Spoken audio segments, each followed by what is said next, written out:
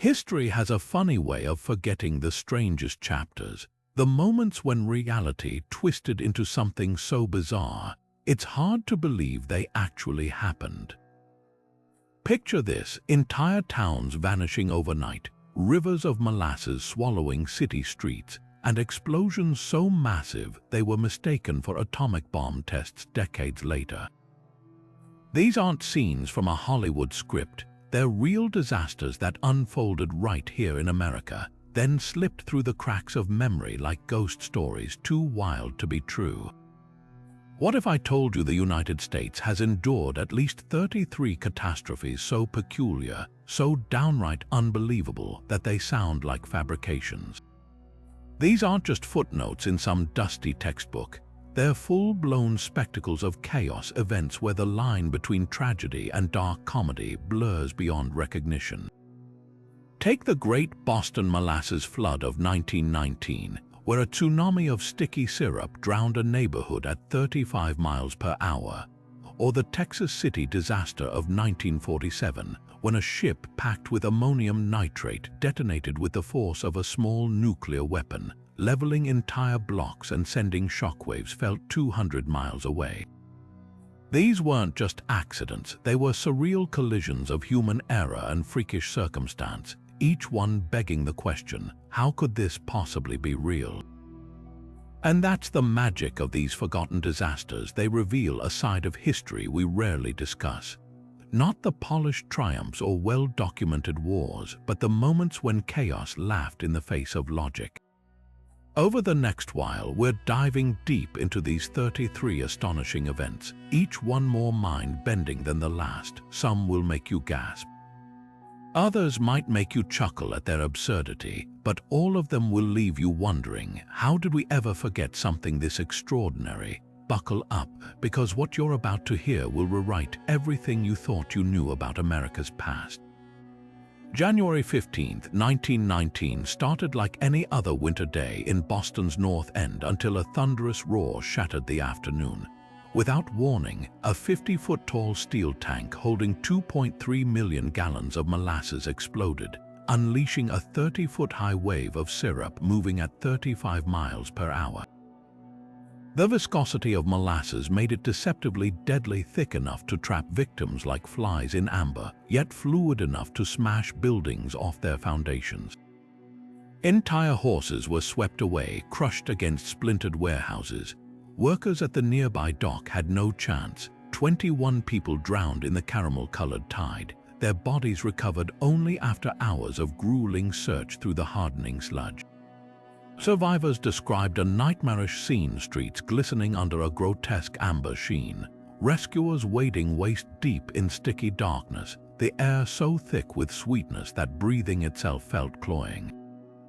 The cleanup took weeks, with seawater hoses and sand futilely battling the residue.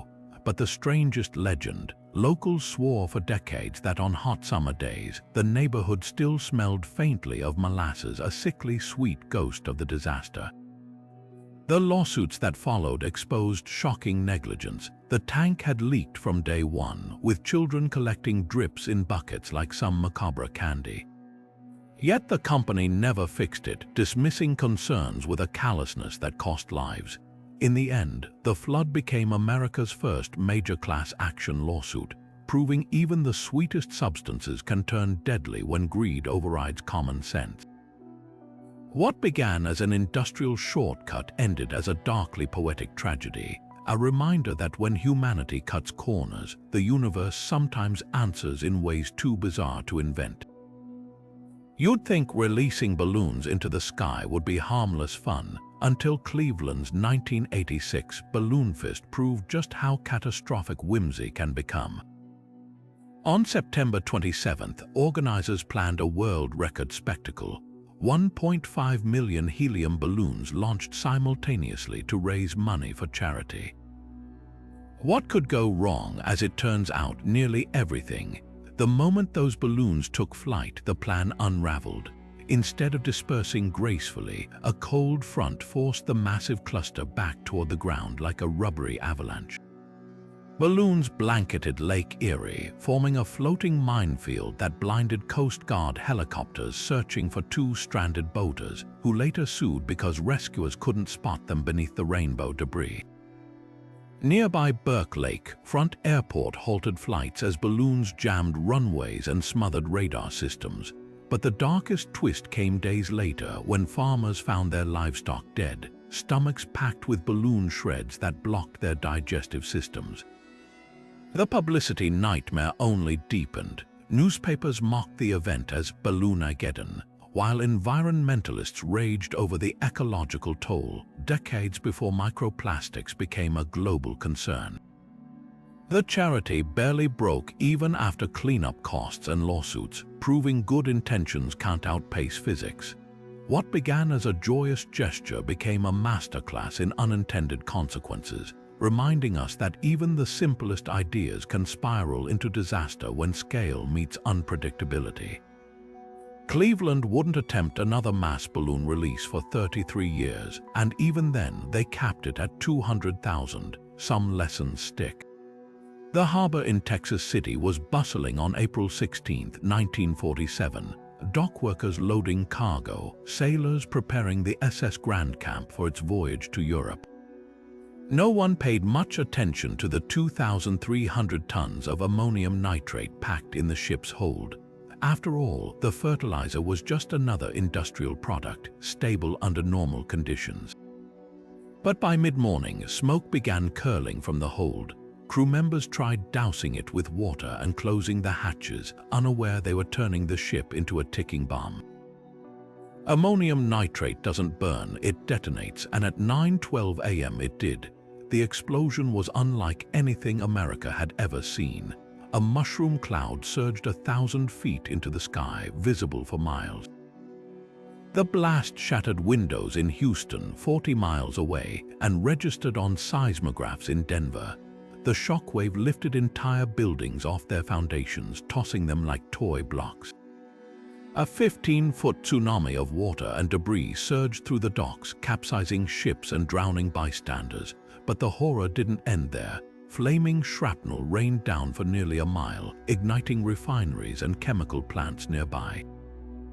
One witness described metal fragments the size of dinner plates, slicing through roofs like paper. Then a second explosion erupted. The SS High Flyer, another ship packed with ammonium nitrate, had been too close to the Grand Camp. Its detonation finished what the first started, leveling what remained of the port. By the time the fires burned out, 581 people were dead, entire families wiped out, rescue workers vaporized in the initial blast. The disaster became the deadliest industrial accident in U.S. history, yet its lessons were painfully simple. Underestimating danger can be catastrophic.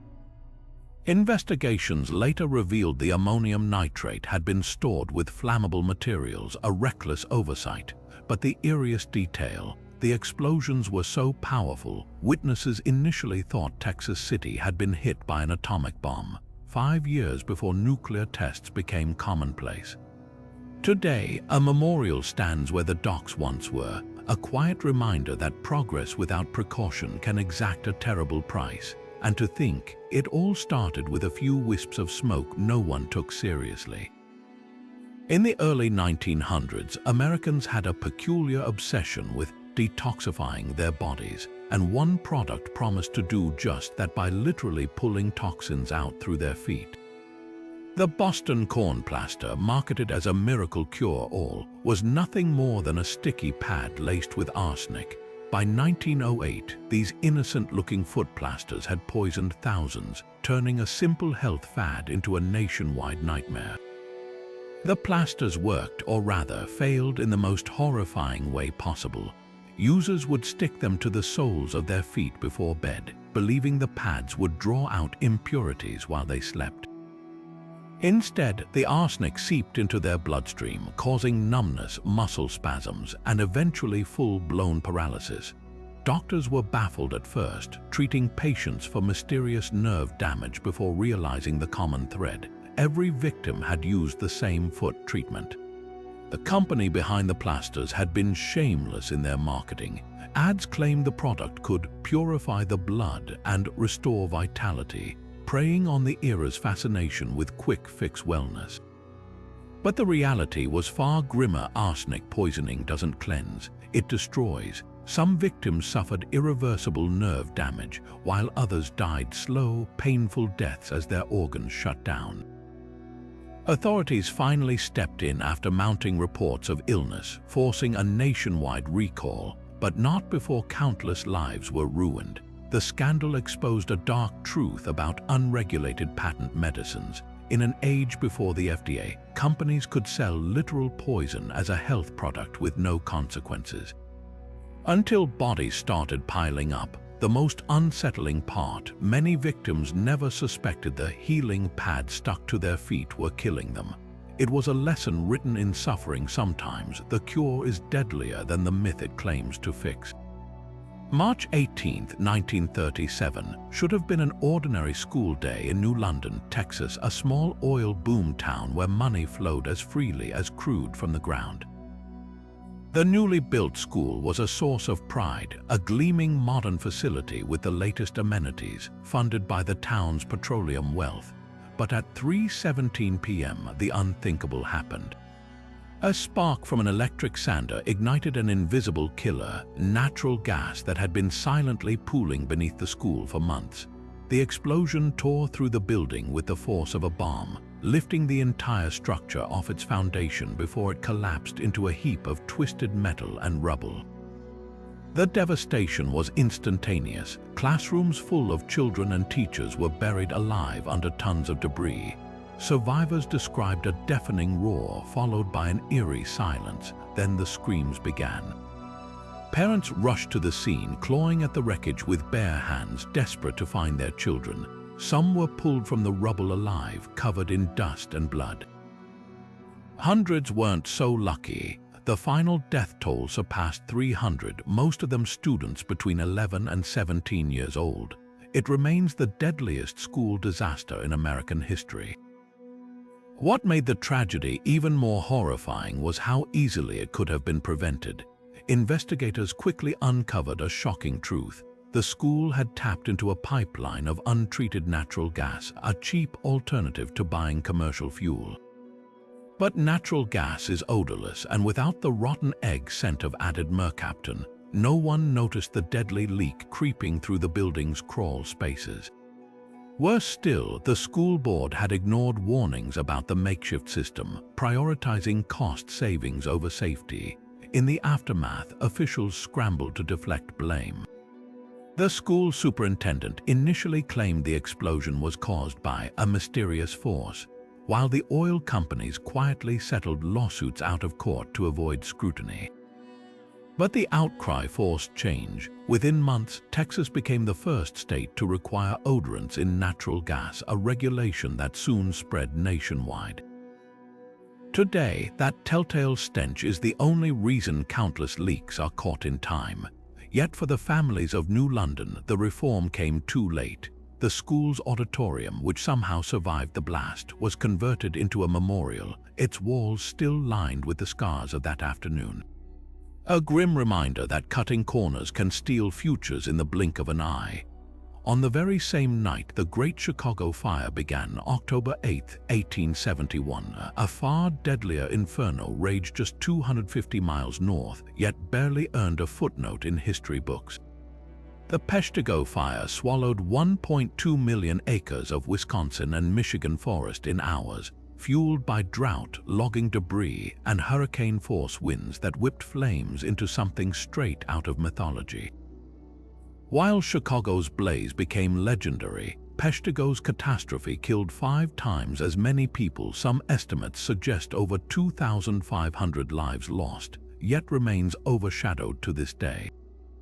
What made this fire unlike any other were the fire tornadoes, cyclones of flame spinning at 100 miles per hour, hurling entire trees like matchsticks. Survivors described a sky raining embers and molten sand, while the heat grew so intense it ignited clothing on people's backs before they could scream. The only escape was the Peshtigo River, where hundreds plunged into the freezing water, holding their breath as the firestorm roared overhead. Some stayed submerged for hours, breathing through hollow reeds like makeshift snorkels. Others weren't as lucky. Bodies later recovered from the river showed blisters on their lips, proof they'd tried to drink the scalding water in desperation. The aftermath was surreal. The fire had incinerated entire towns so thoroughly that survivors wandered through fields of ash, unable to tell where streets or buildings once stood. Iron train tracks lay twisted into grotesque sculptures, and barrels of pickles in grocery stores were found boiled in their own brine, yet the most haunting detail. The fire moved so fast it overtook people mid-stride. Victims were found curled in ditches, their bodies preserved in ash like macabre statues. Despite the scale of destruction, Peshtigo faded from national memory almost immediately. Newspapers fixated on Chicago's more newsworthy disaster, while rural Wisconsin lacked the political clout to demand attention. Even today, the fire's true death toll remains guesswork, as countless victims, including entire communities of Native American lumber workers, were never formally counted. The lessons, though, burned deep. Nature's fury cares nothing for fame, and history often forgets those who suffer farthest from the spotlight. Peshtigo wasn't just a wildfire, it was a primal force that reshaped the land, and a grim warning about the cost of ignoring the whispers of the wind. The SS Eastland was the last word in modern river safety, or so claimed its owners. After the Titanic disaster 3 years earlier, public fear of sinking ships had reached fever pitch, and the Eastland underwent extensive modifications to assure passengers of its stability. Irony would strike with cruel precision on July 24, 1915, when this unsinkable vessel tipped over like a toy in a bathtub while still tied to the dock. That morning, over 2,500 Western Electric employees and their families crowded onto the ship for a company picnic excursion across Lake Michigan. Most were immigrants, Czech, Polish, and Hungarian factory workers dressed in their Sunday best, laughing as children darted between deck chairs. No one noticed how sluggishly the Eastland listed to port as passengers clustered on the upper decks. Then, without warning, the ship rolled completely onto its side in 20 feet of water, pinning hundreds beneath its hull or trapping them inside as the Chicago River rushed in. The chaos defied comprehension. Survivors described a nightmarish domino effect, steel railings bending like licorice, grand pianos from the ballroom sliding across tilting floors to crush fleeing passengers, mothers hurling babies toward rescuers on the dock only to watch them miss and vanish into the murk. Some escaped by crawling along the now horizontal side of the ship, their fingers scrabbling at barnacles. Dozens were crushed when lifeboats broke loose and plummeted onto the crowd below. Within minutes, 844 people had drowned within spitting distance of dry land, many visible just feet below the surface but unreachable under the ship's weight. Investigations later revealed the bitter twist. The Eastland's post-Titanic safety upgrades had sealed its doom. Added lifeboats and reinforced decks made the top-heavy vessel dangerously unstable, a flaw compounded by the crew's failure to counterbalance the crowd. The real horror, though, was how ordinary the tragedy should have been. Unlike the Titanic's collision with an iceberg, the Eastland capsized during routine boarding with clear skies and calm waters. It wasn't an act of God, but a chain of human miscalculations, each one small, each one fatal. The aftermath was equally cruel. While Titanic's wealthy victims spawned global mourning, these working-class deaths barely rippled the national consciousness. No grand memorials were erected, no blockbuster films were made. The Eastland itself was salvaged and secretly converted into a naval training ship rebranded as the USS Wilmette to avoid bad publicity. Today, a modest plaque near the disaster site lists the names of the dead, most of them barely into adulthood, a quiet testament to how history remembers some tragedies and forgets others until the water washes all traces away. March 25, 1913 began with rain, ordinary, relentless rain. But by week's end, Ohio's Miami River had transformed into a monstrous, churning force, swallowing downtown Dayton under 20 feet of water. The Great Dayton Flood wasn't just a natural disaster. It played out like some ancient wrath, rewriting the landscape with terrifying indifference. Entire houses ripped from foundations, telegraph poles snapped like toothpicks, and raging currents carried everything from livestock to grand pianos through the streets like debris in a gutter. The most surreal horror came in the form of a water tornado, a swirling vortex of floodwaters and debris that tore through neighborhoods with the precision of a scythe. Eyewitnesses described it as a liquid earthquake, uprooting trees and hoisting entire buildings into the air before smashing them to kindling. One survivor clung to a second-story balcony as the whirlpool sucked the house next door into its maw, vanishing in seconds. Firefighters trying to rescue stranded families found their boats capsized by the current, their lifelines severed by the very water they were battling. But Dayton's darkest hour sparked one of America's most enduring legacies. With the city paralyzed, no electricity, no clean water, corpses floating in the ruins, a local businessman named John Patterson turned his cash register factory into a relief headquarters. His employees formed human chains to pull survivors from rooftops, while factory floors became makeshift hospitals. Patterson's leadership caught the attention of a young Red Cross volunteer named Herbert Hoover, who later used Dayton as the blueprint for federal disaster response. The flood's aftermath forced a reckoning. Engineers had warned for years that Dayton's levee system was a ticking time bomb, but cost-cutting politicians ignored them. Now, with half the city destroyed and 360 dead, those same leaders greenlit the Miami Conservancy District, the first major flood control project in U.S. history. The system's innovative dams and retarding basins were so effective, not a single drop of floodwater has breached Dayton since.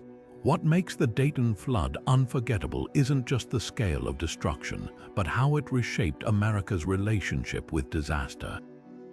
Before 1913, catastrophes were seen as acts of God, local problems with local solutions. Dayton proved otherwise, forcing the federal government to acknowledge its role in prevention and recovery. The flood baptized modern disaster relief into existence, all because a river decided to remind humanity who was really in charge. And the cruelest twist: the very engineers who'd begged for better levees spent the deluge watching their blueprints float past, sodden and useless as the city drowned around them. The circus should have been pure magic, whirling trapezes, roaring lions, the thick scent of popcorn and sawdust under the flapping canvas of the big top. But on July 6, 1944, the Ringling Bros and Barnum and Bailey show in Hartford, Connecticut, turned into a nightmare that would rewrite fire safety laws forever. The blaze started innocuously, just a flicker near the tent sidewall, likely from a carelessly tossed cigarette. But within minutes, the entire structure was a roaring inferno, thanks to one lethal ingredient: 6,000 pounds of paraffin wax used to waterproof the canvas. What happened next wasn't just a fire, it was a perfect storm of negligence, panic, and heartbreaking mystery. Flames raced up the wax-coated tent like it was tissue paper, sending flaming droplets raining onto the crowd of 6,000. Panic erupted as families stampeded toward the exits, only to find animal chutes and narrow flaps blocked by tangled cages or locked gates. Some escape routes were hidden behind curtains, leaving desperate parents hurling children into the arms of strangers outside while the tent's supporting poles crashed down like matchsticks. The most haunting accounts describe mothers pressing handkerchiefs to their children's faces, only to collapse together from smoke inhalation, their bodies found later in clusters of 3 or 4. 168 people died that afternoon, many of them children trampled or suffocated in the chaos. But the disaster's most enduring enigma came from the morgue. Among the unidentified victims was a beautiful little girl about 5 years old, dressed in a white dress and socks, her blonde curls barely singed. Tagged as Little Miss 1565, her photo was circulated nationwide, yet no one ever claimed her. For decades, coroners kept her body preserved in hopes of answers, while investigators chased false leads. Was she from an orphanage? A family too grief-stricken to come forward. Even after burial, the mystery deepened. The grave was exhumed twice, with modern forensics suggesting she may have been misidentified all along, possibly a girl named Elena Cook. Yet the truth remains elusive, making her the tragic symbol of the fire's unanswered questions. The aftermath exposed a web of avoidable failures. The tent had no sprinklers, no fire retardants, and exits were woefully inadequate, violations ignored because circus inspections were often cursory or bribed away. Ringling bros paid millions in settlements, but no one faced criminal charges. The real legacy, though, was change. Hartford's fire spurred national reforms, banning flammable tent materials and mandating clear exit signage, standards still in use today. And every time you walk past a glowing exit sign in a crowded venue, you're seeing the whisper of a little girl in a white dress who never got to grow up but helped rewrite the rules that keep us safe. The cruelest twist, the circus had a fireproof big top ready to use that season, but managers deemed it too heavy to transport, a decision that cost 168 lives, all for the sake of convenience. Because sometimes the deadliest disasters aren't caused by malice, but by corners cut in broad daylight. Deep in the hills of West Virginia, the town of Monongah was built on coal-black gold that powered America's Industrial Revolution. But on December 6, 1907, the earth itself seemed to revolt. At 8:20 in the morning, 2 explosions tore through the Fairmont Coal Company's mines with such force that the shockwave blew out windows a mile away. The official death toll was 362, but the true number may never be known. Why? Because Monongah's workforce was a patchwork of immigrants, Italians, Poles, Hungarians, men whose names were misspelled on payrolls, whose deaths went unrecorded when entire families back in Europe had no way to report their loss.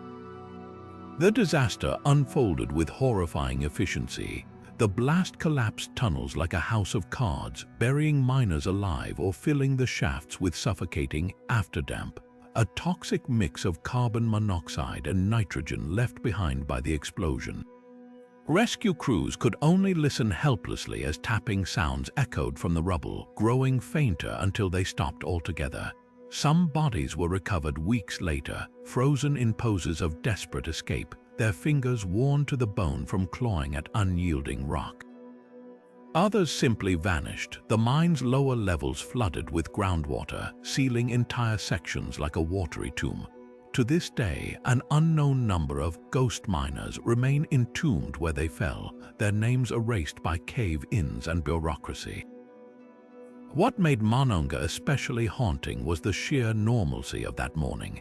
The mines had no history of gas leaks, just the usual creaks and groans of overworked tunnels. Survivors recalled no warning, just a split second between the rhythmic clang of pickaxes and absolute darkness. The explosion was later blamed on a spark igniting coal dust, a risk so preventable that Congress fast-tracked mine safety laws afterward. But reform came too late for Monongah's children. Dozens of breaker boys, kids as young as 8 who sorted coal above ground, lost fathers that day, forcing them into the pits themselves to feed their families. The aftermath was a masterclass in corporate evasion. Fairmont Coal called the disaster an act of God, despite miners' complaints about faulty ventilation. Newspapers euphemized the dead as foreigners, softening the blow for readers. Even the memorial erected years later listed only 291 names, a stubborn refusal to acknowledge the full scale of loss. Today, Monongah Cemetery holds rows of unmarked graves, their occupants known only to the earth that claimed them twice, first in life, then in memory. And if you stand quietly near the old mine entrances, Locals swear you can still hear the faint echo of a folk song in Italian or Polish, a lullaby whispered through the cracks in history. Most tornadoes are fleeting terrors, 15, maybe 20 minutes of chaos before they sputter out. But on March 18, 1925, nature unleashed something else entirely.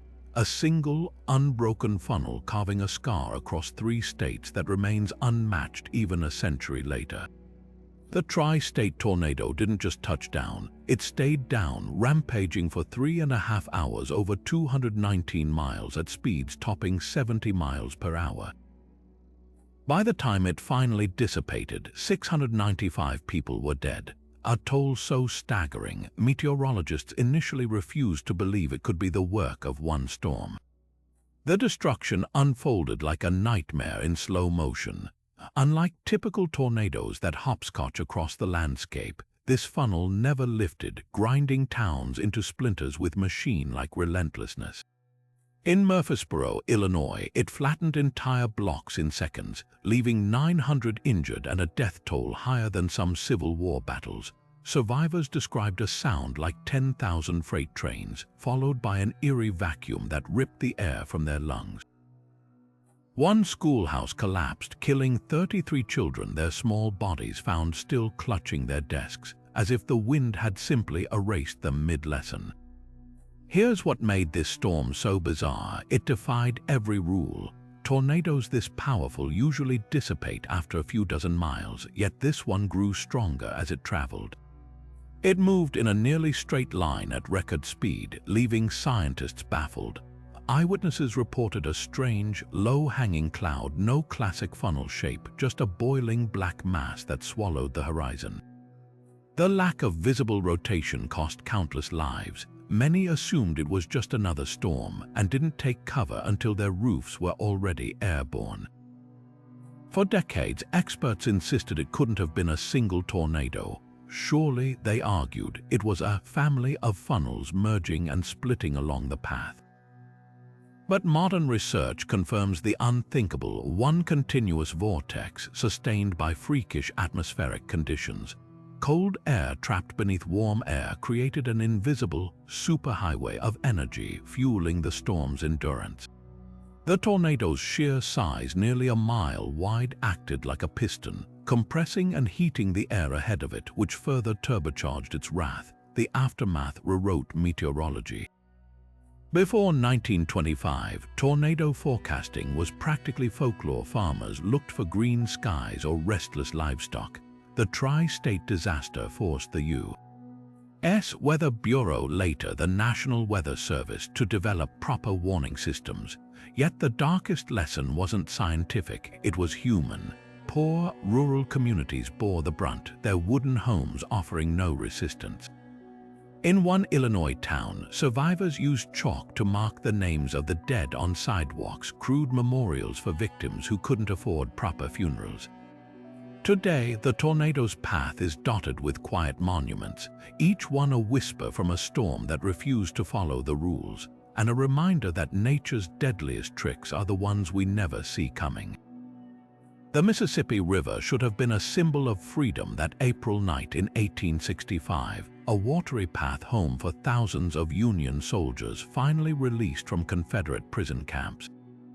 Instead, it became the stage for America's deadliest maritime disaster, a tragedy so eclipsed by history that even today, most have never heard the name Sultana.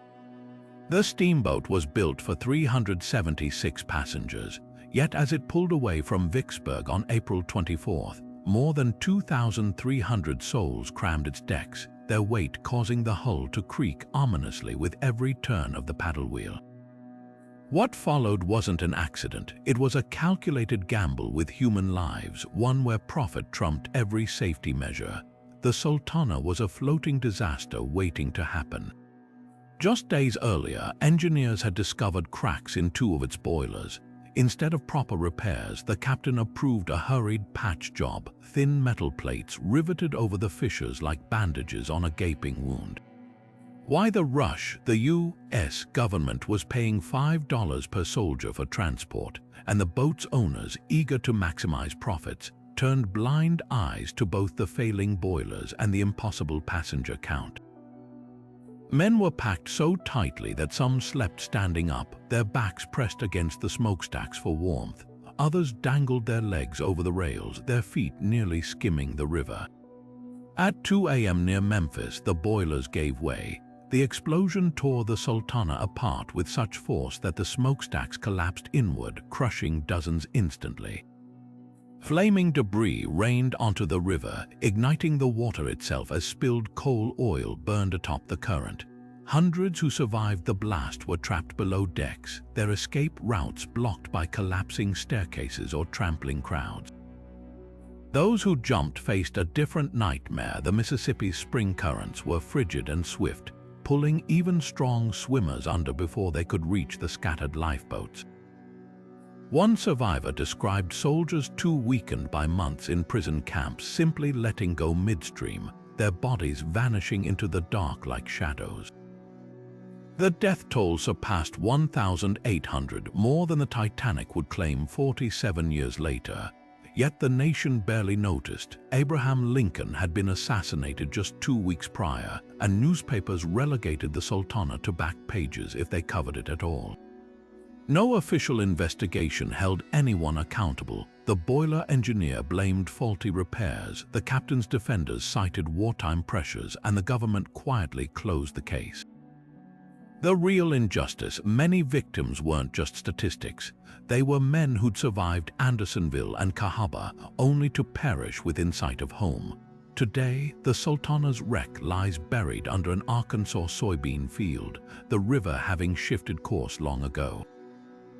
A small museum preserves the disaster's memory, its walls lined with letters from soldiers who never made it off the boat.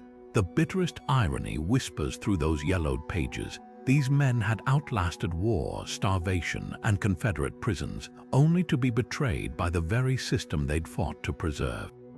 Greed sank the Sultana as surely as any torpedo, and history, distracted by a president's murder, barely blinked as 2,000 stories slipped beneath the water, forgotten by all but the river itself. March 11, 1888, dawned unseasonably warm across the northeastern United States. So balmy that New Yorkers strolled through Central Park in shirt sleeves, enjoying what seemed like an early spring. By nightfall, those same streets would vanish under howling snowdrifts as the great white hurricane unleashed its fury, rewriting the rulebook on what winter could do.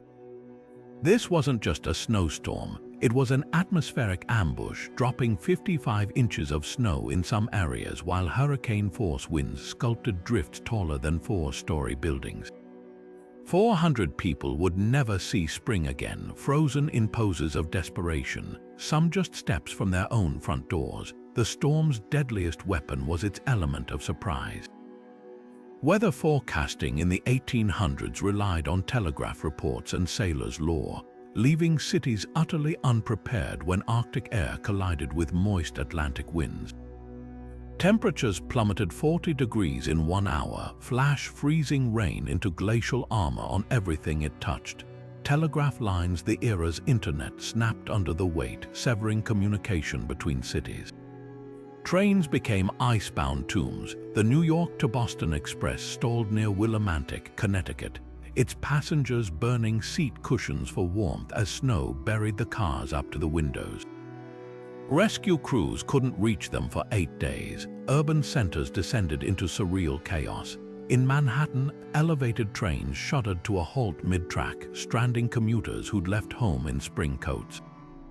Those who risked the streets faced whiteout conditions so thick that people got lost between buildings, their frozen bodies discovered weeks later in snowbanks labeled "Unknown Man" by overwhelmed coroners.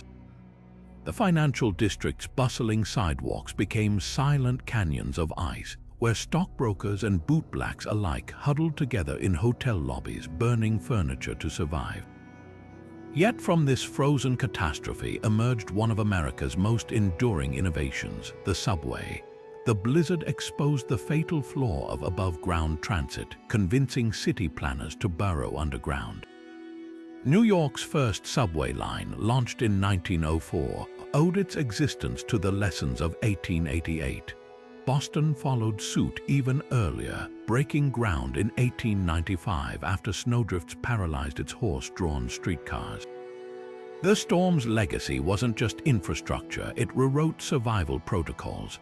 Farmers who tethered clotheslines between house and barn to navigate blizzards suddenly saw cities adopt their wisdom, with urban laws requiring overhead guide ropes in business districts.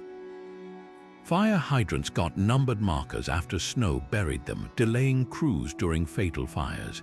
Even the humble storm door entered suburban architecture as a direct response to the white hurricane.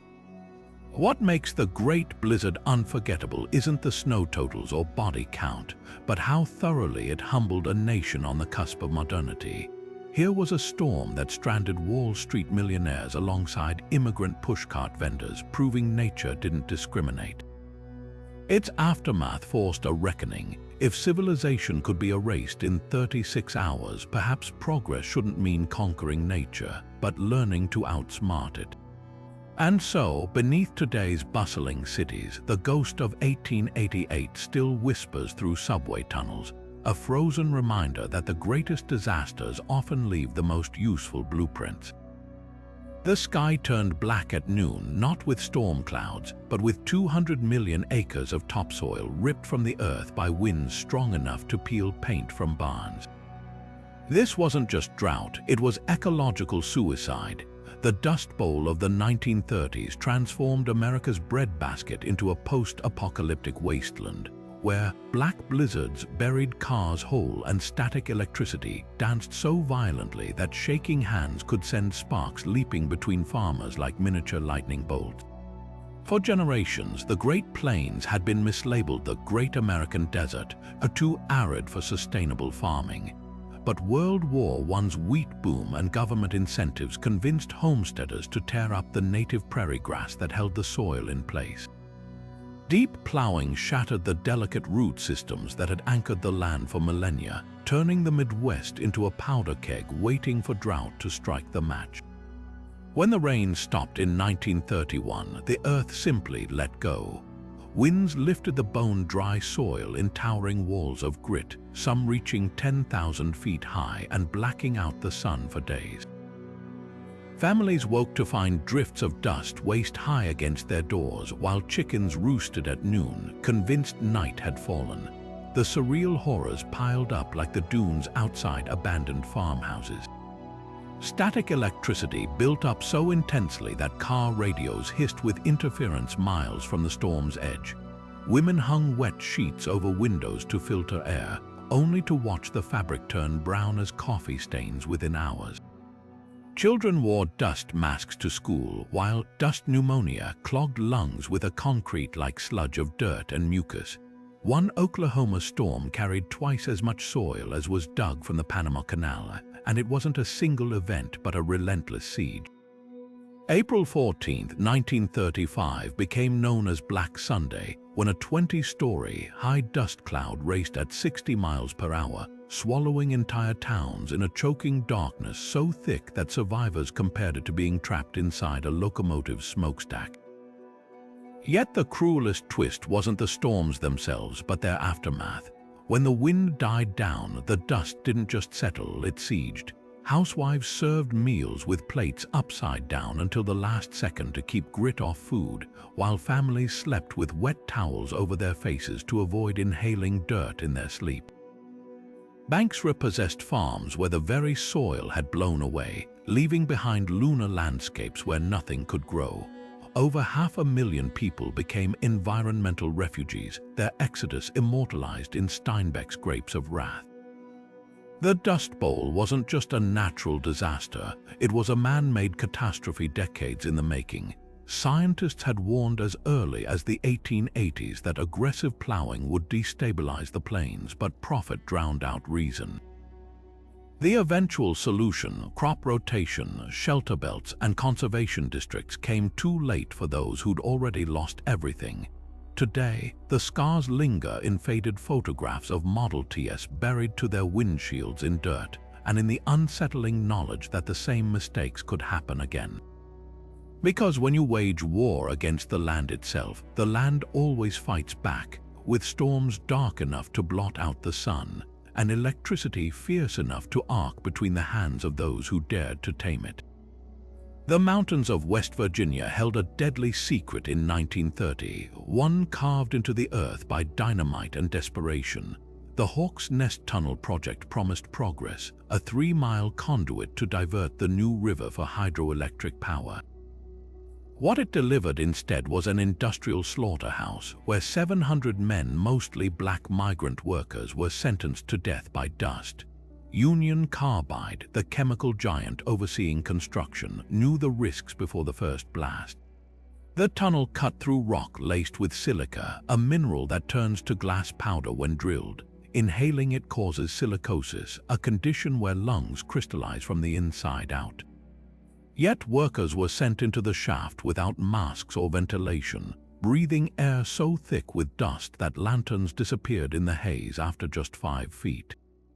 Foremen lied, calling the powder harmless rock flour, while company doctors dismissed coughing fits as mere tunnelitis. The truth, men were suffocating in slow motion, their lungs turning to concrete.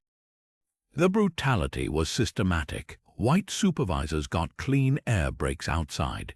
Black laborers worked double shifts in the fog of silica. When workers collapsed spitting up blood, their skin tinged blue from oxygen starvation, they were hauled off-site to die quietly, their names scrubbed from payrolls to avoid compensation. Many were buried in unmarked trenches along the riverbank, their graves hidden under freshly turned earth or even beneath the concrete of the dam itself.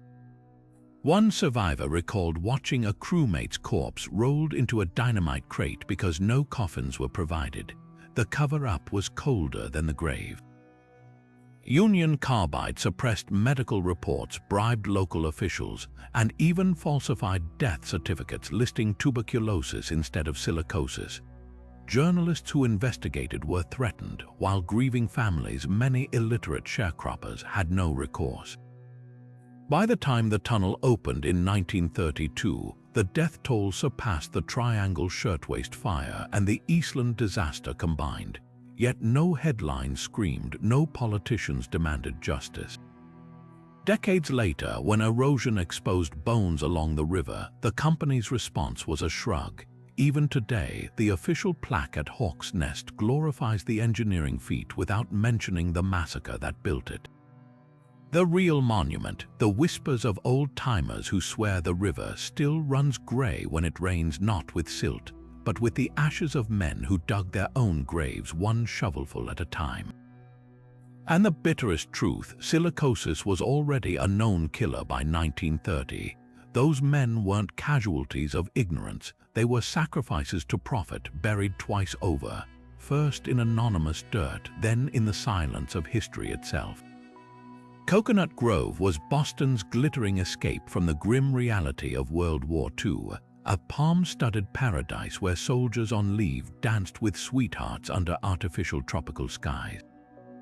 On November 28, 1942, the club was packed beyond capacity with over 1,000 revelers, its walls draped with highly flammable fabric and its ceilings cluttered with paper palm fronds. All it took was a single spark. A busboy replacing a light bulb near the Melody Lounge allegedly lit a match for better visibility.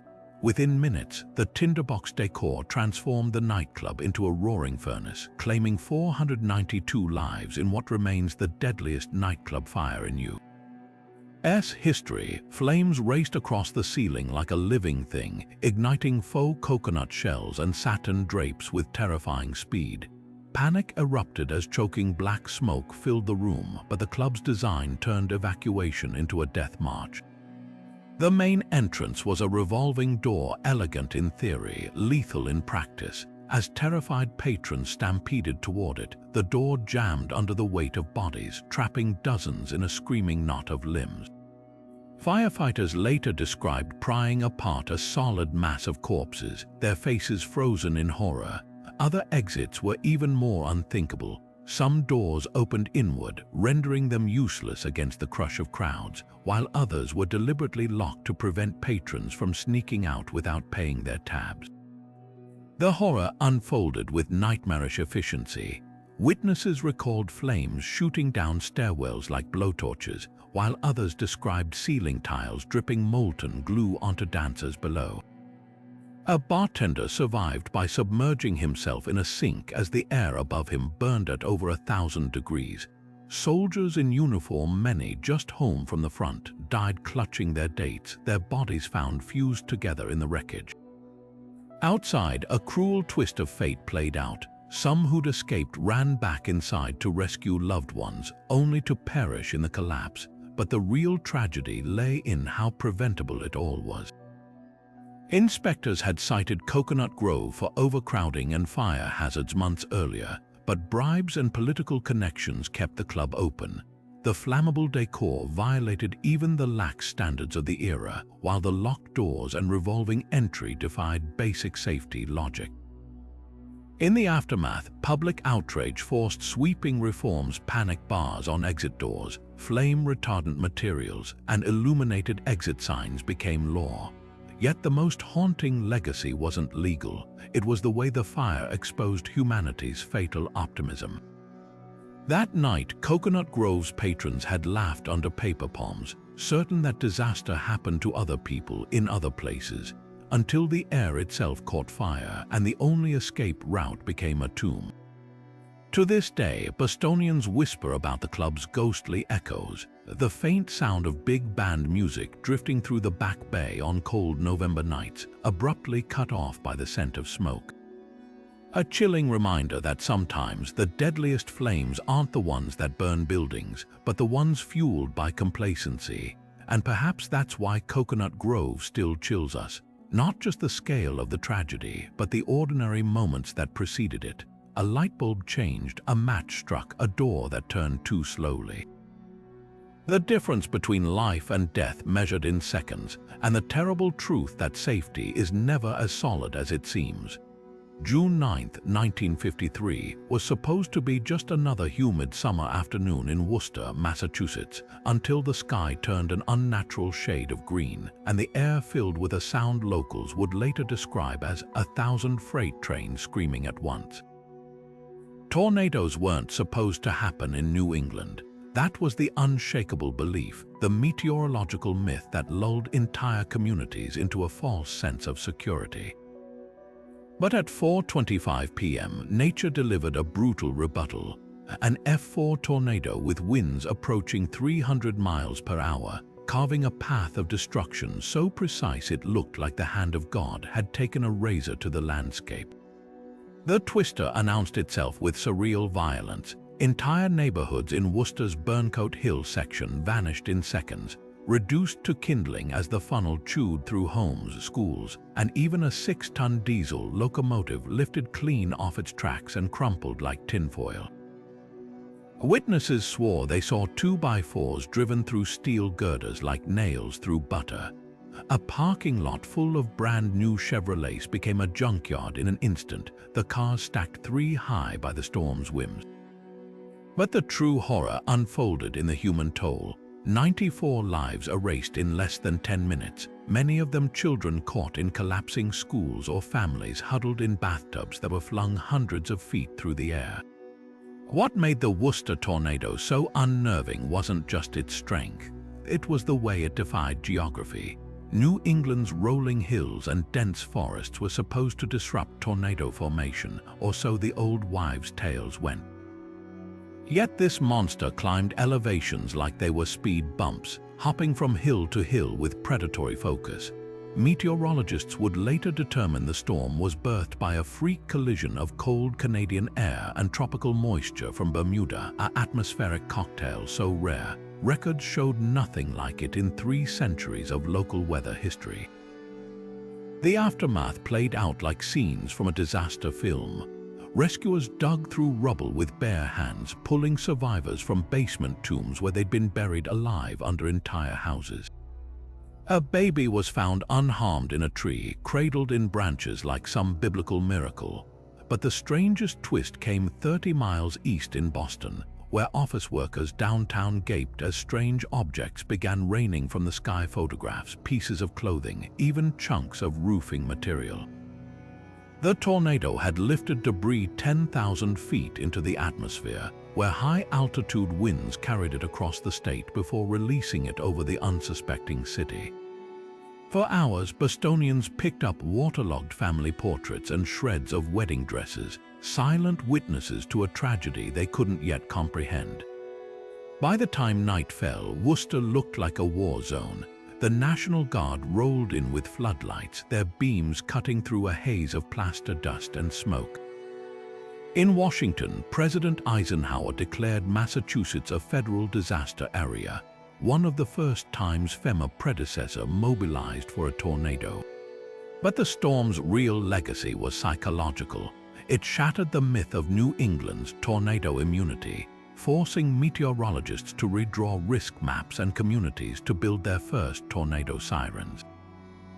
Today, hidden scars remain, a neighborhood where mature trees all tilt unnervingly in the same direction, or a church that rebuilt its steeple 6 inches off-center because the original blueprints were lost to the wind. The storm didn't just level buildings, it rewrote history, proving even the oldest assumptions can collapse when the sky decides to speak. The East River sparkled under the June sun as the steamship General Slocum set sail on June 15, 1904. A floating palace packed with over 1,300 German immigrants celebrating the end of Sunday school with a church picnic outing. Laughter filled the decks as children chased each other past the ship's brass band, their mothers in starched linen dresses chatting beneath striped awnings. No one noticed the first wisp of smoke curling from a storage hold near the bow. Within minutes, that wisp became an inferno, and the General Slocum, a vessel so rotten its fire hoses disintegrated on contact, would claim 1,021 lives in the deadliest peacetime maritime disaster in New York history until 9/11. The fire spread with terrifying speed, fueled by layers of fresh paint and varnish slathered over rotten wood. Panic erupted as flames leaped along the ship's decorative canvases, turning the pleasure cruiser into a floating oven. Mothers shoved life preservers onto their children, only to watch the cork disintegrate into dust the preservers hadn't been replaced in 13 years. Lifeboats were wired permanently in place, their mechanisms rusted shut.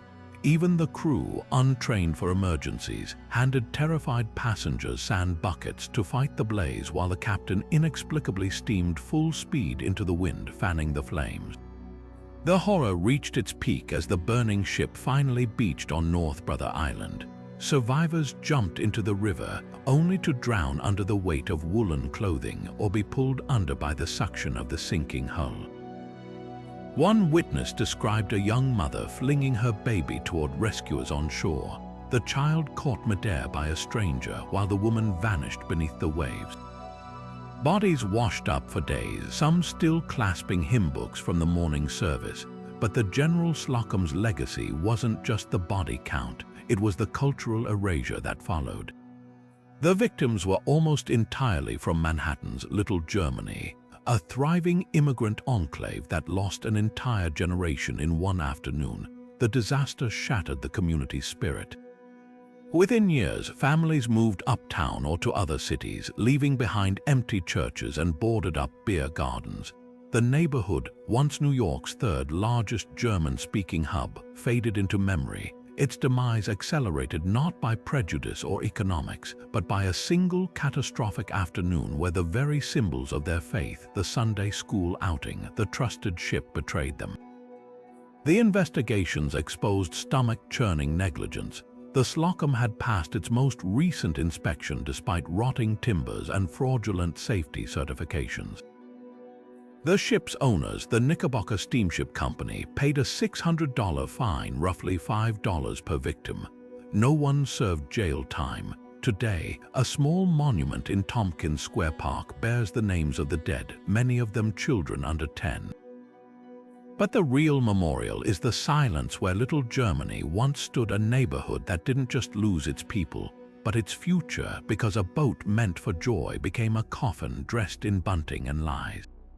Nashville's summer morning on July 9, 1918 began with the hum of wartime industry troop trains crisscrossing the nation. railroads stretched thin by the demands of World War I. But at 7:20 a.m., two crowded passenger trains, barreling toward each other on the same track near the city's Whites Creek neighborhood, turned routine into ruin in what historians call the deadliest minute in railroad history. The collision was so catastrophic that first responders initially mistook the scene for a munitions explosion. When the dust settled, 101 lives had vanished in the time it takes to boil an egg. The wreck defied logic from the start. Train number 4, the westbound local from Memphis, and train number 1, the prestigious Western and Atlantic Express heading east, should never have occupied the same stretch of single track. Yet, due to a fatal miscommunication, some claim a missing signal flag, others blame a telegraph operator's oversight. Both engineers received clearance. Witnesses described the moment of impact as a surreal slow-motion nightmare, locomotives lifting into the air like rearing stallions before collapsing into a tangle of splintered wood and twisted steel. The force drove one engine's boiler clean through 3 passenger cars, scalding victims with live steam. One survivor recalled the sickening sensation of his carriage accordioning around him, the screams abruptly silenced as roofs pancaked onto seats. Rescue efforts unfolded under a grotesque shadow. The Nashville Fire Department arrived to find coal dust fires flickering across the wreckage, illuminating scenes straight from a war zone. A woman's hatpin embedded in a tree trunk, a suitcase of neatly folded clothes resting untouched beside a severed rail. The most chilling artifact surfaced hours later: engineer David Kennedy's pocket watch, its hands frozen at 7:20. The crystal shattered, but the mechanism stopped dead by the force of the crash. It became the disaster's unofficial headstone, a silent witness to the exact second ordinary morning routines became permanent endings. Investigations later revealed a cascade of negligence. The trains lacked automatic warning systems, still rare in 1918. Crews relied on handwritten train orders, and wartime staffing shortages meant overworked dispatchers juggled double shifts. Yet the wreck's darkest legacy wasn't mechanical, it was bureaucratic. Despite overwhelming evidence, no individual or company accepted blame. The coroner's jury ruled it an act of God, shielding railroads from liability while families buried victims in unmarked graves. Today, the crash site lies quiet beneath a suburban overpass, its violence erased by progress. But in Nashville's century-old cemeteries, rows of matching headstones tell the quieter story. The church choir wiped out en route to a convention, the soldier on furlough crushed yards from home, the toddler found curled in a mail sack, miraculously alive. Their ghosts whisper a warning we've yet to fully heed, that the deadliest disasters aren't always acts of God, but fractures in the systems we trust to keep us safe. And sometimes all it takes is 60 seconds for those cracks to swallow 100 futures whole. May 18, 1927 began as an ordinary school day in Bath, Michigan, a quiet farming community where children walked to the one-room schoolhouse past blooming lilacs and freshly plowed fields. By mid-morning, that normalcy would be shattered in an explosion so violent, it was initially mistaken for a natural gas leak, but this was no accident. 58-year-old farmer Andrew Kehoe had spent months methodically wiring the school's basement with hundreds of pounds of dynamite and pyrotol, an incendiary explosive used in farming. When he detonated it at 8:45 a.m., the blast tore through the school's north wing with such force that the building's concrete foundation was ejected upward, crushing survivors fleeing through the rubble. The death toll reached 38 children and 7 adults, a massacre so unprecedented, newspapers struggled to find language for it. Kehoe's rampage didn't end there. As rescuers dug through the wreckage, he pulled up in a truck rigged with additional explosives, called the district superintendent over, and detonated the vehicle, killing himself, the superintendent, and a bystander. Investigators later discovered Kehoe's farm strewn with cryptic signs reading, criminals are made, not born, and his wife's body in their burned-out home killed hours earlier. The motive, a bitter property tax dispute and mounting debts, had festered into homicidal rage, with Kehoe leaving a note blaming school officials for robbing him. What makes Bath chillingly modern isn't just the body count, it's the blueprint Kehoe created. Like later school shooters, he meticulously planned the attack for maximum carnage, even barring the school's rear exits beforehand. He targeted a specific grievance against an institution, weaponizing the very community space he felt wronged by.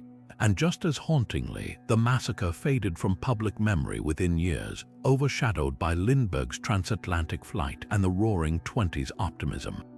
The parallels to contemporary tragedies are unsettling.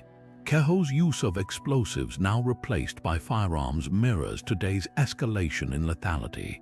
His manifestos and scapegoating echo the rhetoric of modern extremists.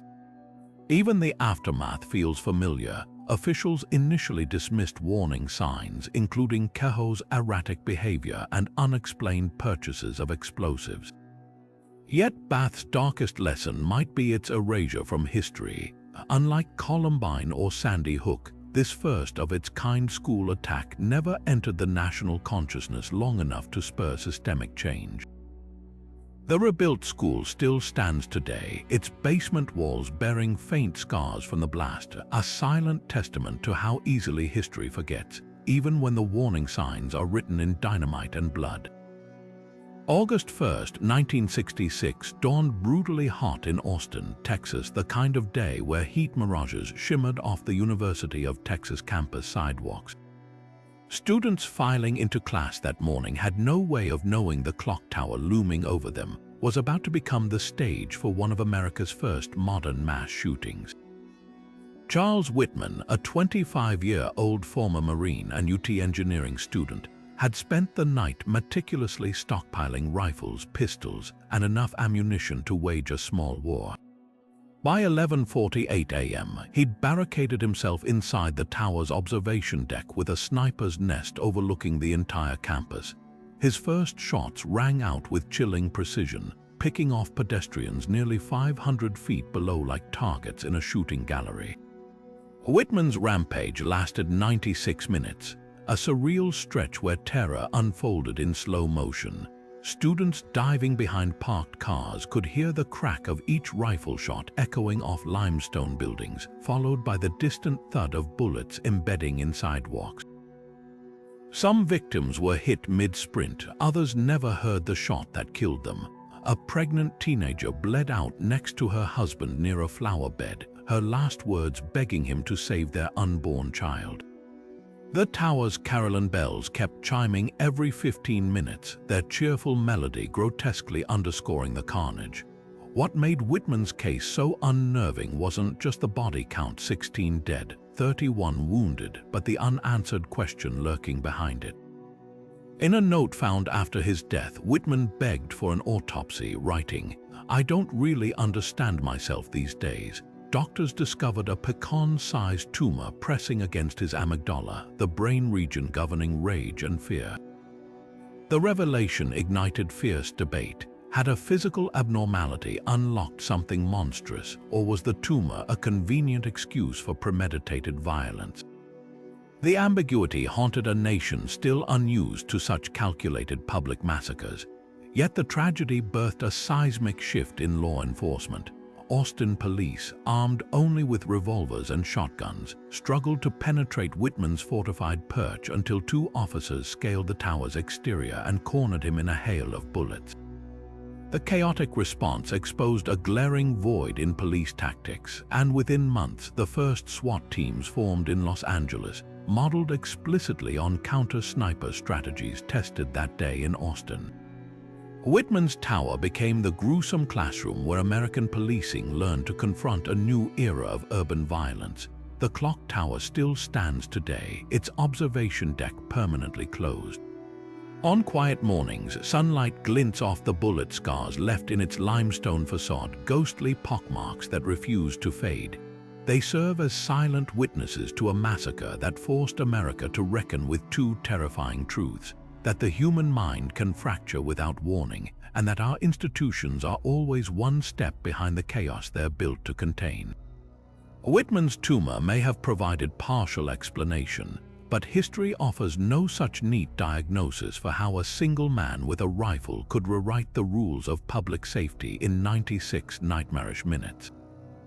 November 1st, 1918 should have been an ordinary night for Brooklyn's BRT subway, just another evening shuttling workers and revelers through the borough's tangled web of tunnels. But World War I had stripped the transit system to its bones, leaving trains in the hands of hastily trained substitutes like Edward Luciano, a dispatcher thrust into the driver's seat with barely any experience. When his 5-car train barreled into the Malbone Street curve at 30 miles per hour, double the safe speed, the resulting carnage didn't just rewrite safety protocols, it birthed ghost stories that still haunt New York's underground. The physics of the wreck played out like a gruesome domino effect. The first car lurched upward, shearing off its roof against the tunnel's low ceiling. The second and third cars accordioned sideways, their wooden frames splintering into deadly shrapnel. Survivors described a hellish cacophony, screams mingling with the screech of twisting metal, the air thick with dust and the coppery scent of blood. 93 people died in minutes, many crushed beyond recognition or impaled by shattered beams. Rescue efforts were hampered by the tunnel's narrow confines, where workers pried bodies from wreckage by the flickering light of emergency lanterns. But the disaster's darkest legacy wasn't written in casualty reports. Within weeks, transit workers began reporting eerie sightings: a phantom train gliding silently through the curve, its headlights dark and windows filled with shadowy figures. Some claimed to hear muffled cries or the distant wail of a whistle long after the tracks had gone quiet. The lore grew so pervasive that engineers would allegedly toss coins onto the tracks as a macabre toll for safe passage, a superstition that persisted for decades. Investigations exposed a web of corporate greed. The BRT had ignored warnings about the curve's danger for years, prioritizing profit over infrastructure upgrades. Luciano, scapegoated for the crash, was acquitted after evidence proved management had knowingly put untrained staff at the controls. The real guilt lay with executives who'd gambled lives to keep wartime trains running and lost. Today, the curve still exists, though rebuilt and renamed Empire Boulevard. But late at night, when the tunnels empty out, some say the air grows unnaturally cold near the spot where Malbone Street once echoed with screams. A chilling reminder that some disasters don't fade, they just switch tracks, barreling straight into legend. January 28, 1922 should have been just another winter night at Washington, D.C.'s Knickerbocker Theater, a packed house laughing at the silent comedy Get Rich Quick Wallingford while snow piled quietly on the roof outside. No one noticed the ominous creaks overhead until it was too late.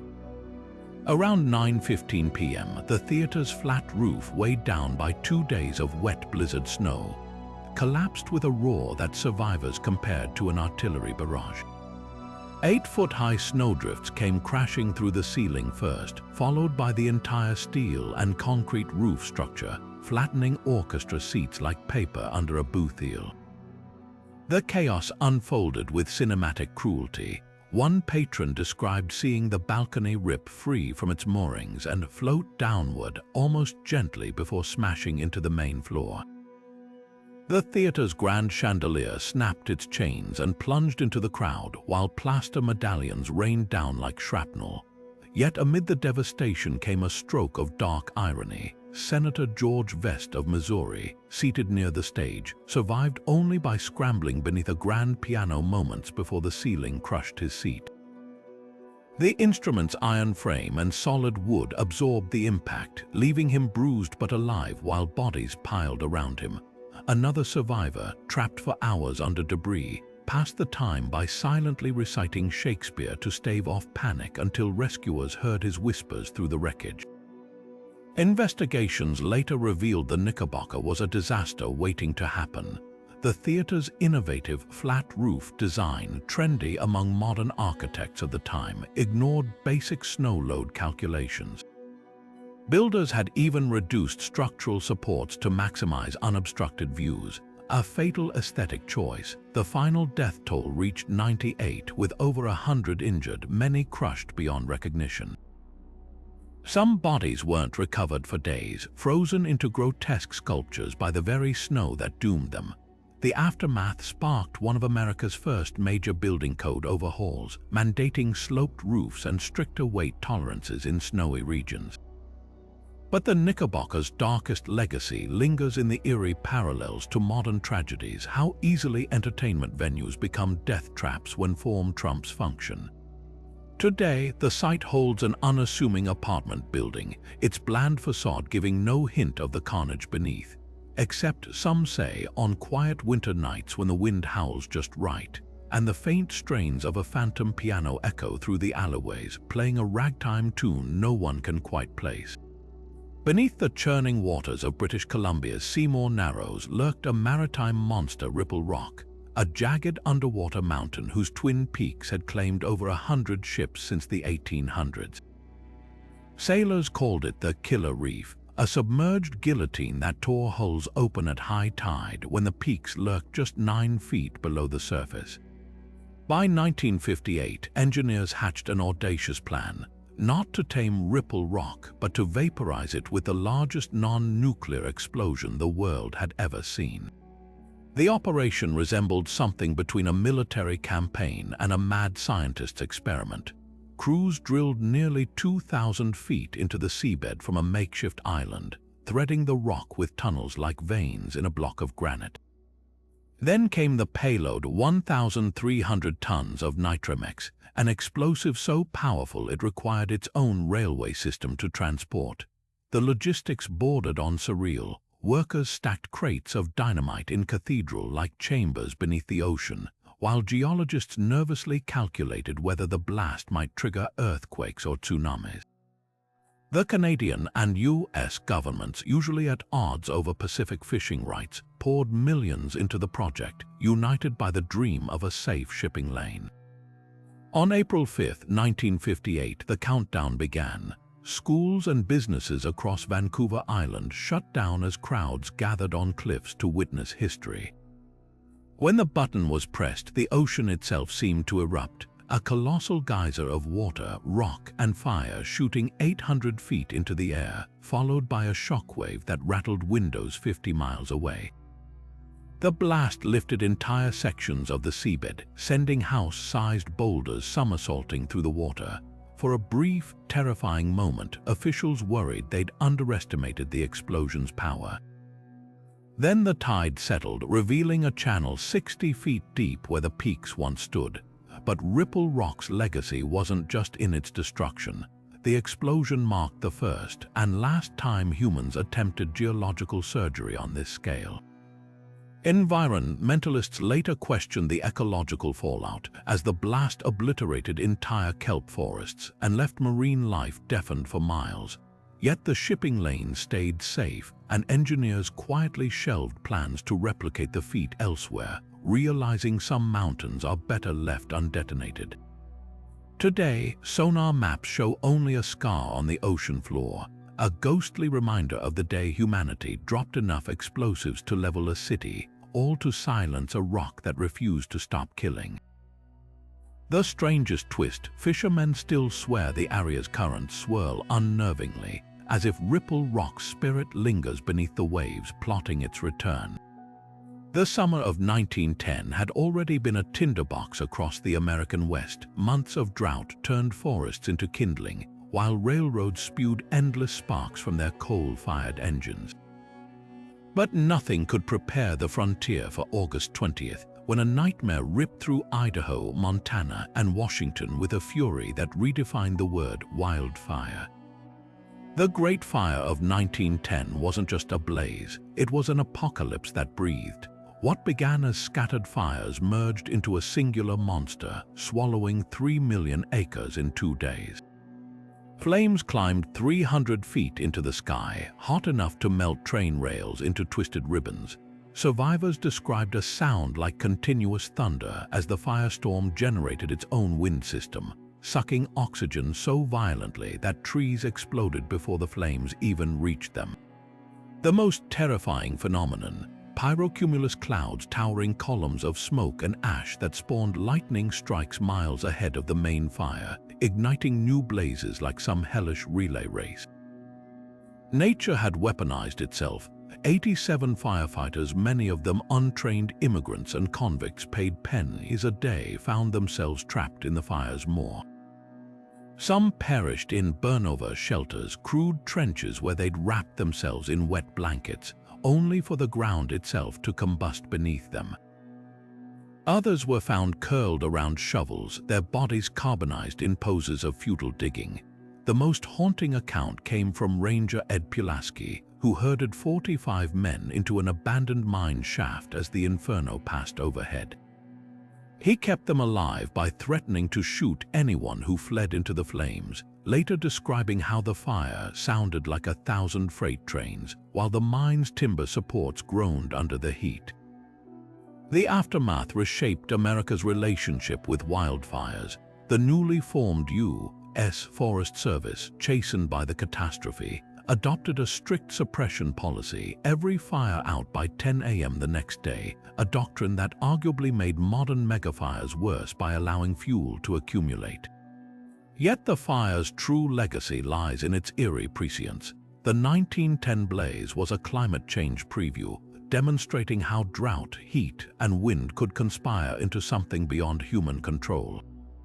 Today, as fire seasons grow longer and more brutal, the echoes of that August roar louder, a century-old warning that when the forests finally rebel, no amount of manpower can stop the reckoning.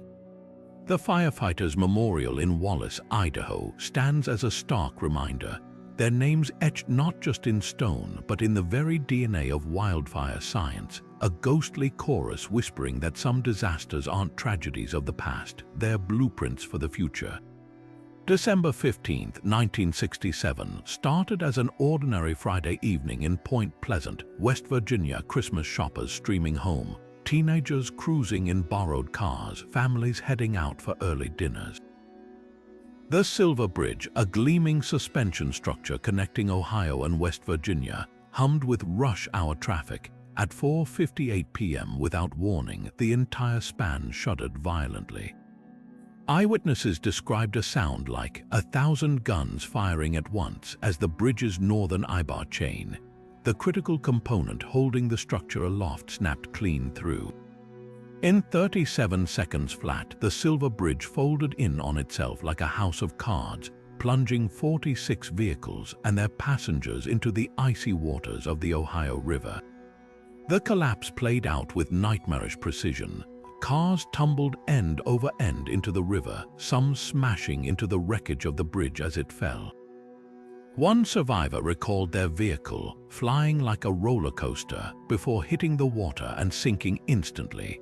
Rescue efforts were hampered by freezing temperatures, and near-zero visibility divers could only grope through the submerged debris field, their hands numb within minutes.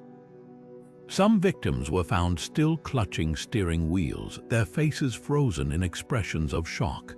Others simply vanished, their bodies swept downstream by the powerful current. Investigators later uncovered a chilling design flaw. The Silver Bridge had been built in 1928 using eyebar chains, massive steel links pinned together like a bicycle chain instead of traditional suspension cables. One critical eyebar, weakened over decades by stress corrosion and unnoticed cracks, finally fractured under the weight of holiday traffic. The tragedy exposed an ugly truth. America's infrastructure was aging catastrophically, with thousands of bridges sharing similar vulnerabilities. This single collapse birthed the National Transportation Safety Board as we know it, forcing systemic changes in bridge inspections nationwide. Yet the Silver Bridge's legacy isn't just engineering reform, it's entwined with one of America's strangest urban legends. In the year before the collapse, locals reported eerie sightings of the Mothman, a winged humanoid with glowing red eyes. Some claimed the creature appeared near the bridge as if warning of impending doom. Skeptics dismissed it as mass hysteria, but the legend took root when a survivor swore she'd seen the Mothman perched on the bridge's railing moments before it fell. Whether coincidence or folklore run amok, the disaster became forever linked to the supernatural, proving that some tragedies defy straightforward explanation. Today, a modest plaque marks the spot where the Silver Bridge once stood. The replacement span, built with redundant safety systems, carries traffic without fanfare. But dive teams occasionally report strange currents near the original foundations, as if the river itself remembers that December night, when modern engineering met an ancient fear, the terror of solid ground turning liquid beneath your wheels, and the uneasy sense that some disasters whisper their approach long before they strike. December 7, 1946 was supposed to be a quiet night at Atlanta's Weinkauf Hotel, elegant, modern, and proudly advertised as absolutely fireproof. That cruel irony would unravel just after 3 a.m., when a mattress fire on the third floor erupted into a death trap with no exits, no sprinklers, and no mercy. Within minutes, flames raced up the elevator shafts and stairwells, the only escape routes transforming into chimneys of superheated gas. Guests faced an unthinkable choice: burn alive or leap into the darkness. 119 people wouldn't survive the decision. The horror unfolded with gruesome efficiency. The hotel's design, a lethal combination of wooden interior finishes and stairwells sealed off from fresh air, created a flamethrower effect. Survivors described walls erupting into sheets of fire, while hallway carpets melted underfoot like black tar. With no fire escapes due to the owner's cost-cutting, desperate guests tied bed sheets into makeshift ropes, only to watch them snap under their weight. A honeymooning couple held hands as they jumped from the 11th floor, their bodies striking the pavement still entwined. The most miraculous escape belonged to 26-year-old Daisy McCumber, who fell 11 floors onto an awning, her descent broken by a flagpole that sliced through her torso yet somehow missed every vital organ. She awoke in the hospital to learn she was one of only 23 survivors plucked from the upper floors. What made the Weinkauf uniquely terrifying wasn't just the lack of safety measures, but the psychological torture of its layout. Unlike tenement fires where victims were trapped by poverty, this was a luxury hotel filled with middle-class travelers, people who'd trusted modern architecture to protect them. Firefighters arriving on scene could only watch helplessly as figures plunged past their ladders, which extended a mere 6 floors. The heat grew so intense that bodies combusted midair, leaving trails of smoke as they fell. The aftermath exposed a web of corruption. Inspectors had cited the Weinkauf for violations months earlier, but bribes kept the reports buried. Public outrage forced Atlanta to adopt the nation's strictest fire codes overnight, mandating sprinklers and multiple exits in all high-rises. Yet the darkest legacy lingers in the survivor accounts: the sound of a woman singing, "Nearer My God to Thee," from a 9th-floor window before the floor collapsed beneath her, or the businessman who jumped with his suitcases as if some part of him still believed in checking out. Today, the site holds an unremarkable office building, its bland facade concealing the echoes of a night when fireproof became a death sentence and safety was just another lie that went up in smoke. The USS Thresher should have been the pride of the Cold War fleet, a cutting-edge nuclear attack submarine, sleek as a bullet and quieter than a whisper. But on April 10, 1963, during routine deep diving tests 220 miles off Cape Cod, the ocean reminded everyone who truly ruled the depths. At 9:13 a.m., as the Thresher descended past 800 feet, garbled transmissions crackled over the sonar net to its escort ship, the USS Skylark. Then came the sound no submariner ever wants to hear, a metallic groan followed by what one sonar operator described as the sky ripping open. At 2,400 feet, the Thresher's hull imploded with such force that seismographs in Maine registered it as an undersea earthquake. The final moments read like something from a horror novel. Declassified transcripts reveal chilling last words between the Thresher's commander and Skylark, experiencing minor difficulties. Attempting to blow ballast tanks, then static, seconds later, hydrophones captured the implosion. A sequence of sharp pops as compartment after compartment collapsed inward at speeds faster than sound, followed by an eerie aftermath. For hours, sensitive Navy microphones on the ocean floor recorded what sounded like distant whale songs, actually the groans of the sub's debris field settling into the abyss, steel twisting under unimaginable pressure. What made the Thresher's loss so terrifying wasn't just the destruction, but the science behind it. At those depths, water exerts over 1,000 pounds of force per square inch, enough to crumple a submarine like a soda can. Investigators later determined a single failed silver-brazed joint in the saltwater piping system had likely triggered the disaster, allowing frigid seawater to spray onto electrical panels and short-circuit the sub's ability to surface. The Navy's own safety protocols came under fire. The Thresher had been approved for test dives despite known issues with its emergency ballast system. The aftermath revolutionized submarine design. The SubSafe program implemented rigorous welding standards and redundant safety systems, while deep-sea rescue vehicles like the Mystic class were developed to prevent another Thresher scenario. Yet for all the technological advances, the disaster left an indelible mark on naval history. The wreckage, scattered across acres of seabed, wasn't located until 1985 by deep-sea submersibles, its crushed hull serving as a silent classroom for engineers. Visitors to Arlington National Cemetery can still find the Thresher's Memorial, where 129 names are etched into black granite, a stark reminder that even in the atomic age, the sea remains the most unforgiving teacher of all.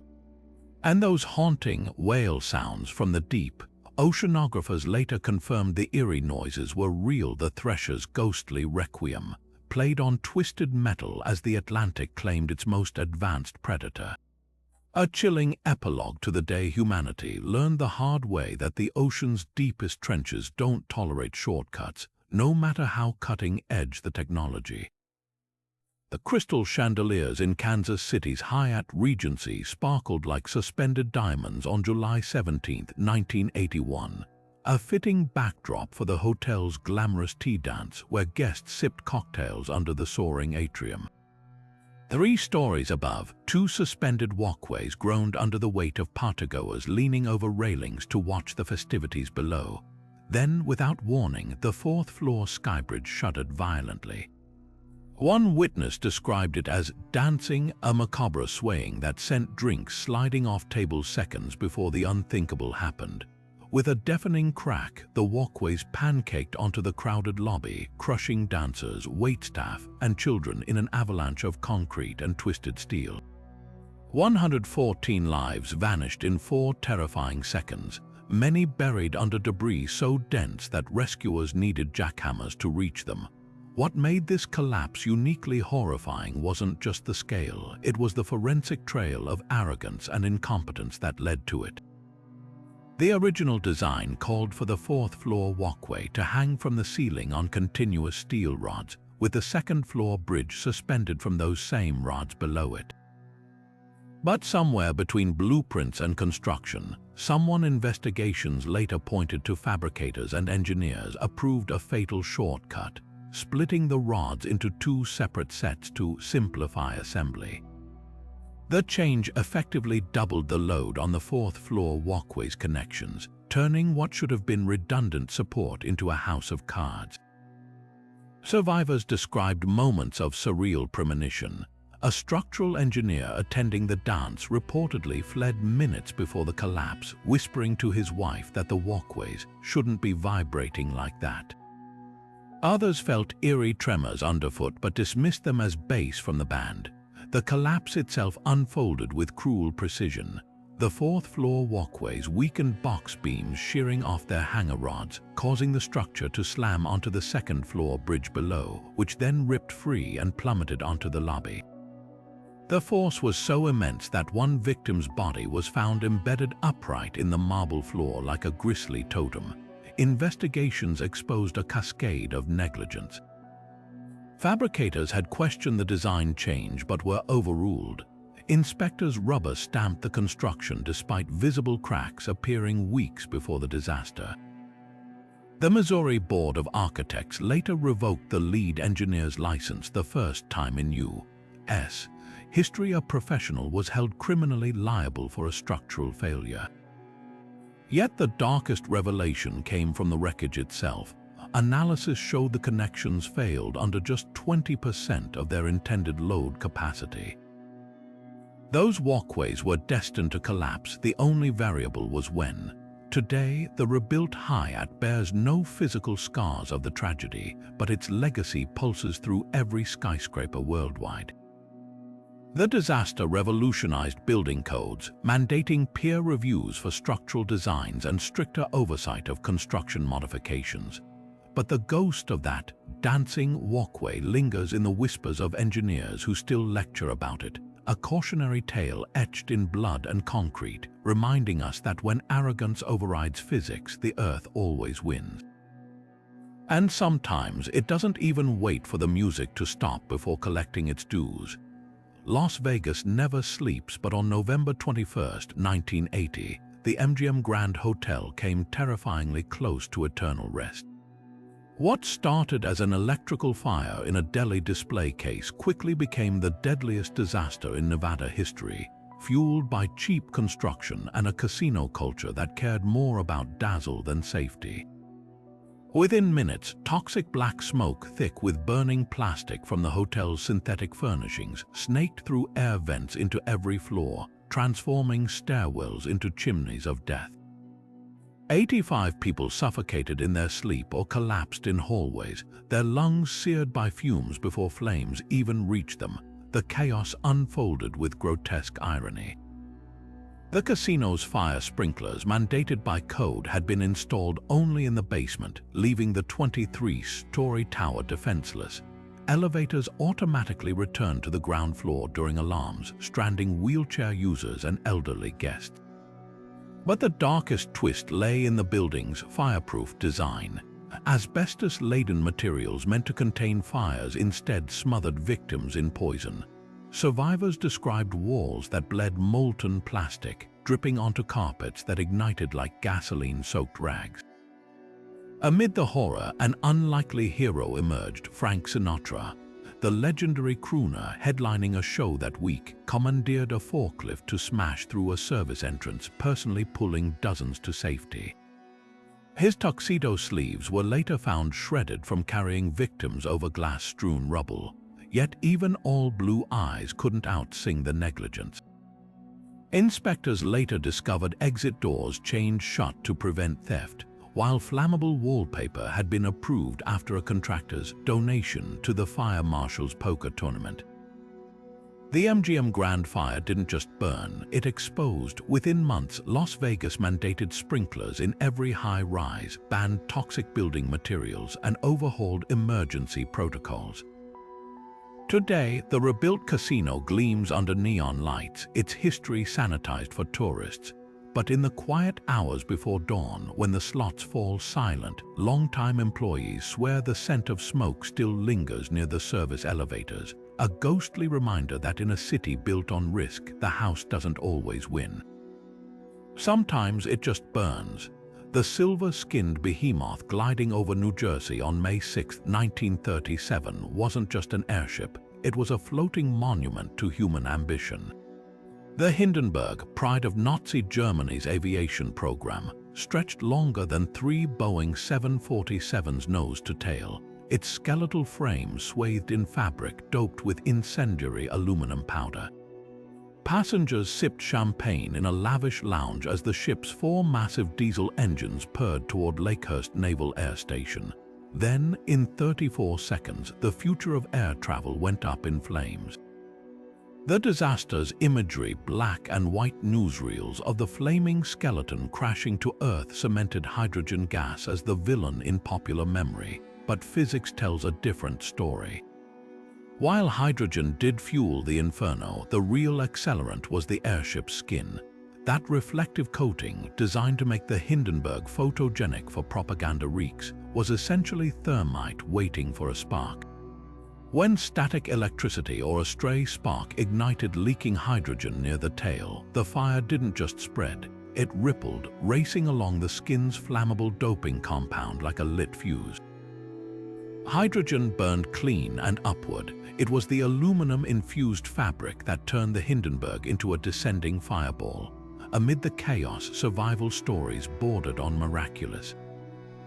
Crewman Werner Franz, just 14 years old, was washing dishes when the explosion knocked him flat. A water tank burst above him, drenching his uniform, an accidental baptism that saved his life as he leapt through a wall of flame.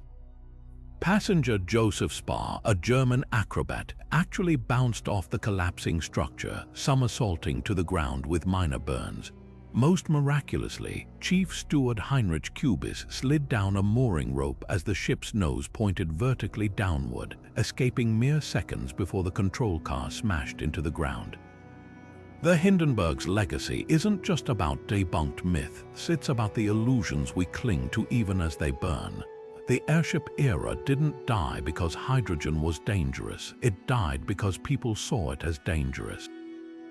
Never mind that the Hindenburg had crossed the Atlantic dozens of times without incident, or that America's own helium-filled airships suffered similar fates. That newsreel footage rewired public perception overnight, proving that sometimes the most flammable element in any disaster isn't gas or fabric, it's the human mind's capacity for terror. And perhaps that's why the Hindenburg still haunts us, not as a cautionary tale about chemistry, but as proof that progress can evaporate in 34 seconds, leaving only smoke and the stubborn echoes of what we thought we knew. The strobe lights pulsed to the opening chords of Desire as Great White took the stage at the Station Nightclub, a Rhode Island dive bar packed beyond capacity with rock fans on February 20, 2003. Pyrotechnics burst from the sides of the stage, showering sparks over the crowd like metallic confetti. Then, in less than 90 seconds, those sparks ignited the club's cheap foam soundproofing, transforming the venue into a wind tunnel of toxic fire. 100 people never made it past the front door. What makes the station fire uniquely horrifying isn't just the death toll. It's the fact that we can watch the disaster unfold in real time. A cameraman filming the concert captured the entire catastrophe.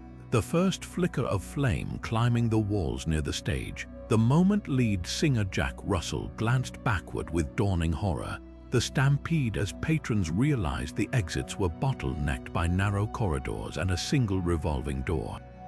The footage shows the fire spreading with terrifying efficiency, not creeping, but racing along the ceiling as the foam insulation melted into napalm-like drips. Within 3 minutes, temperatures reached 1,500 degrees, hot enough to fuse jewelry to bones.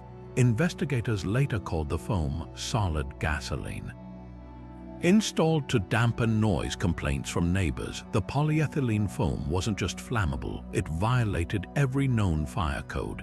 Yet inspectors had overlooked it for years, just as they'd ignored the club's overcrowding and the band's unauthorized pyrotechnics. The tragedy exposed a cascade of negligence. The foam manufacturer had marketed it as soundproofing, while omitting flammability warnings. The club owner had rejected a fire marshal's suggestion to install sprinklers, and Great White's tour manager never verified if the venue permitted pyrotechnics. Survivors described scenes ripped from a dystopian nightmare. People piled 7 deep at the main exit, their bodies forming a human plug that trapped dozens behind them. Some escaped by kicking through windows, only to find the parking lot's icy pavement littered with burning debris. Others weren't so lucky. Firefighters later found victims clustered in the restrooms, their lungs seared shut from inhaling superheated smoke before flames even reached them. The most haunting detail, a cluster of bodies near the stage was recovered holding cameras, their last moments spent documenting the inferno rather than fleeing, perhaps unable to process that this wasn't part of the show. The aftermath reverberated far beyond Rhode Island.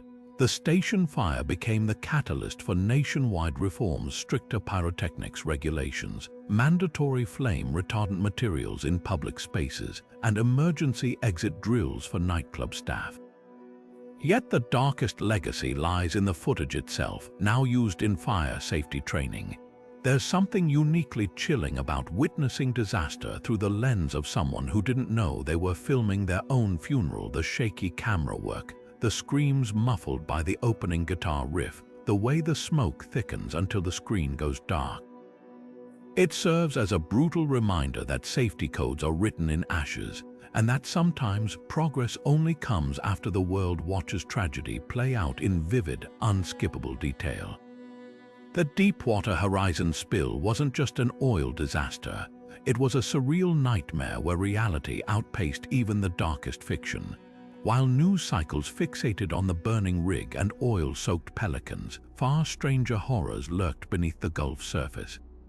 Take the oil volcanoes, geyser-like plumes of crude erupting from the seafloor, some towering 600 feet high. These weren't passive leaks but violent ejections, spewing the equivalent of an Exxon Valdez spill every 4 days with such force that submarines couldn't maneuver near them. Scientists compared the phenomenon to a bleeding artery, the ocean floor hemorrhaging black gold into the water column with no clear way to staunch the flow.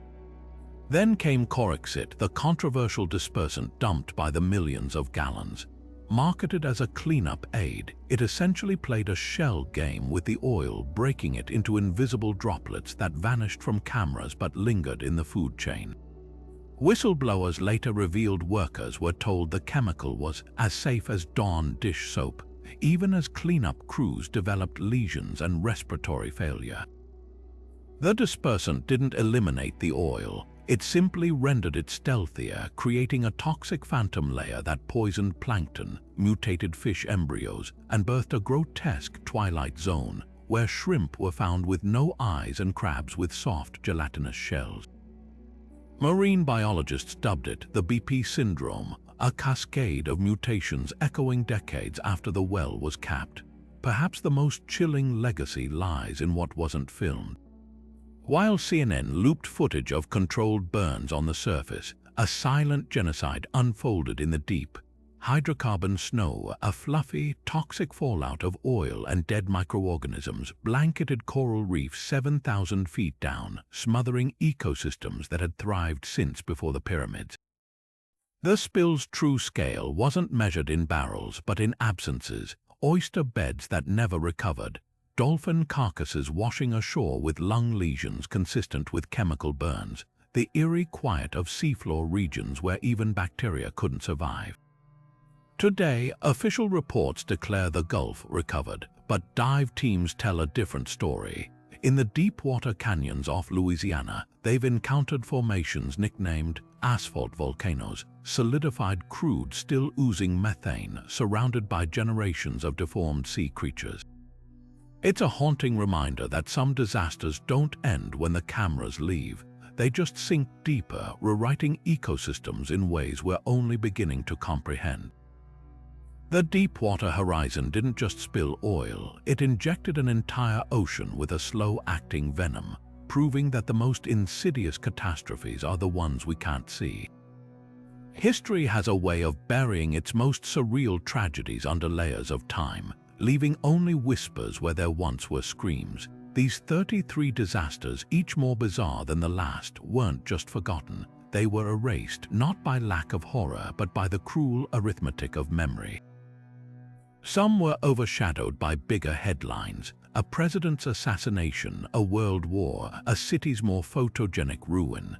Others happened to people whose voices were too marginalized to echo beyond their own communities. But the darkest truth, many faded because they exposed uncomfortable truths: corporate greed, government apathy, the fragility of the systems we trust to keep us safe.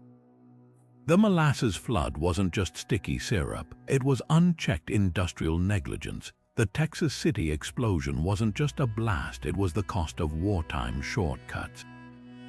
These weren't acts of God, they were failures of humanity, and forgetting them lets history off the hook. Yet there's a strange magic in resurrecting these stories.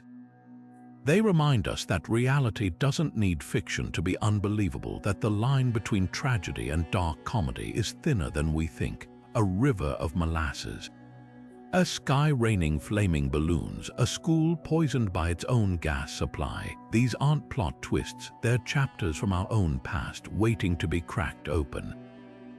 And the wildest part, for every disaster on this list, there are dozens more lurking in local archives, town folklore, or yellowed newspaper clippings. Your own hometown likely has won a factory explosion hushed up by investors, a flood that reshaped the landscape overnight, a bridge collapse blamed on mysterious forces. These stories don't just entertain, they connect us to the uncanny heartbeat of history, where the unimaginable keeps proving itself all too real. So consider this an invitation, not just to remember but to dig. Ask the barber who's been cutting hair for 50 years about the fire nobody talks about. Visit the Historical Society and flip through the disaster ledger. You'll find that truth isn't just stranger than fiction. It's more terrifying, more absurd, and ultimately more human. And if you think these disasters sound like fiction, just wait until we cross the border. From Japan's tsunami of molten mud to England's exploding whale, the world is packed with catastrophes so bizarre, they'll make the Boston Molasses flood read like a textbook footnote. But that's a story for another day. For now, let these 33 whispers from the past linger, not as warnings, but as proof that history's wildest tales are always hiding in plain sight, waiting for someone to listen.